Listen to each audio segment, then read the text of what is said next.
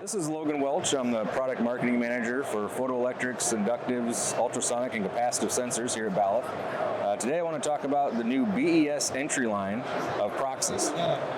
This proximity sensor comes in several shapes and sizes, 65 millimeters long or 45 millimeters long. Different sensor heads, being an M8, M12, or M18. But there's some other cool features. You can actually buy it in a case, if you will, for crib use or just at high volumes. It comes in a 25 pack. This is going to save a lot of packaging material, which in turn cuts costs for you. A couple cool features of this sensor. It also comes with a very unique and proprietary quick fix mount.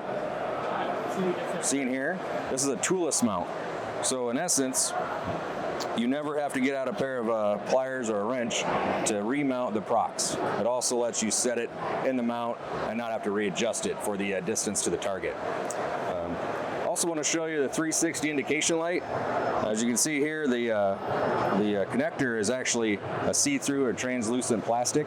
Allows you to see from multiple angles if you're triggering the output, or if there's a wiring fault, it'll actually trigger red. So all that in a very low-cost, high-functioning design. Again, very different combination of variants, being length and sensing head size. Packages of 1 or 25.